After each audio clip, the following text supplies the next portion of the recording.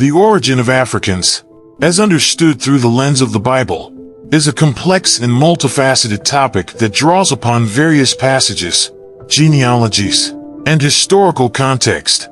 The Bible doesn't provide a singular, comprehensive account of the origin of all African people. Instead, it offers several clues and references that can be woven together to form a general understanding. To explore this topic in depth, we will examine key biblical passages, characters, and genealogies that shed light on the biblical perspective of the origin of Africans. The Bible, comprising the Old and New Testaments, is a collection of religious texts central to Judaism and Christianity. While primarily focused on matters of faith, morality, and divine guidance, it also contains passages that allude to the origins of various nations and people.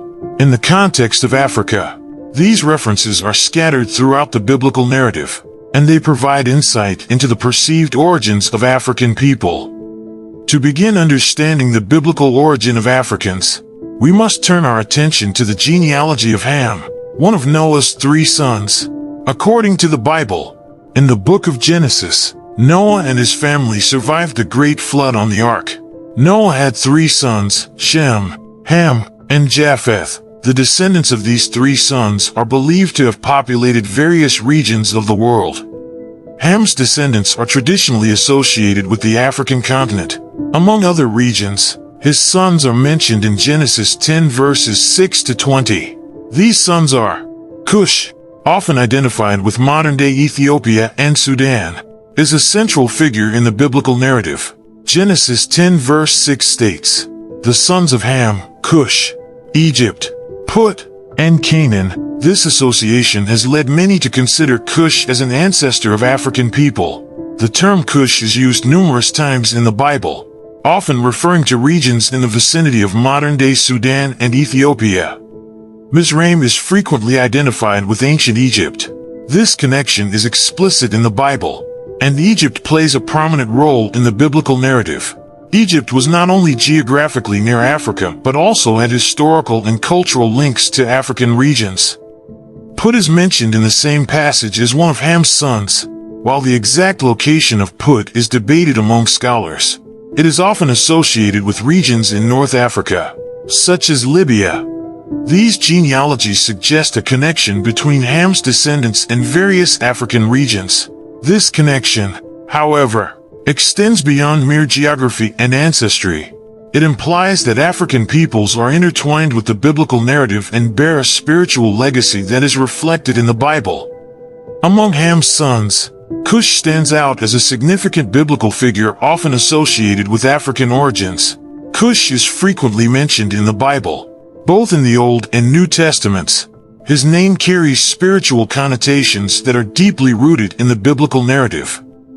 Cush is mentioned in various passages, particularly in the Psalms and the prophetic visions of the Old Testament.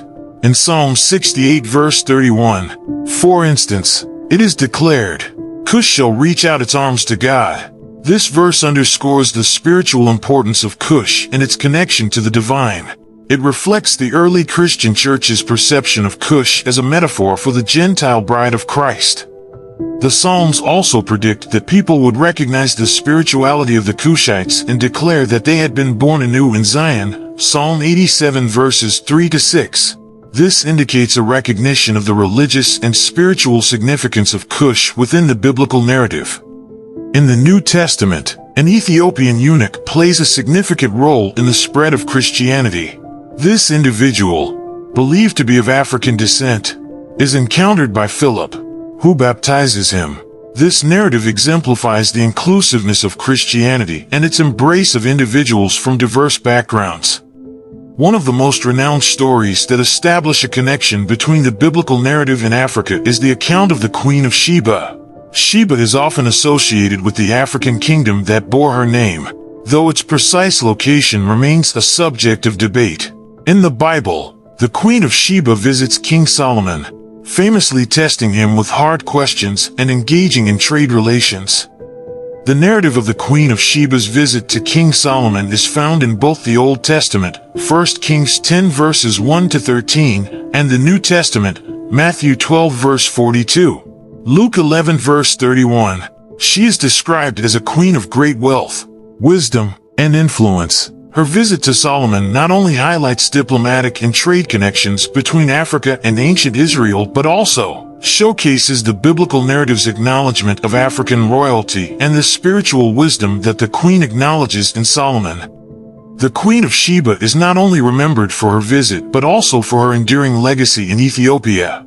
According to Ethiopian tradition, she returned to her homeland, bore a child by Solomon, and established a line of rulers, which led to the Solomonic dynasty in Ethiopia. This belief has profound spiritual and historical significance in Ethiopian Christianity. King Solomon's diplomatic ties and marriages to foreign women, including the Queen of Sheba, further exemplify the connection between the biblical narrative and the African region. Solomon's relationships with African women indicate a degree of political and cultural exchange between Israel and Africa. Solomon's numerous marriages to foreign women are recorded in the Bible. These women came from various nations, including Egypt, which is geographically proximate to Africa. Solomon's marriages reflect the cultural diversity of his kingdom. They also suggest the exchange of knowledge, traditions, and ideas between Israel and neighboring regions, including parts of Africa. Hagar, the Egyptian concubine of Abraham, is another biblical figure with potential African roots. While the Bible does not explicitly identify her as African, her Egyptian heritage points to an African connection. Hagar plays a pivotal role in the Bible, particularly in the context of the Abrahamic covenant. She is the mother of Ishmael, considered the progenitor of some Arab peoples, which hints at the intersection of African and Middle Eastern influences. Hagar, in many interpretations, becomes a symbol of the African presence within the broader biblical narrative. Her story intersects with that of Abraham and Sarah, and her experience of divine intervention is a testament to her significance in the biblical narrative. The Bible hints at the presence of Africans not only as visitors but also as residents in the Holy Land. There is evidence of Africans settling in Canaan, the region that would become ancient Israel. These Africans actively participated in the social and political life of the area, contributing to its development.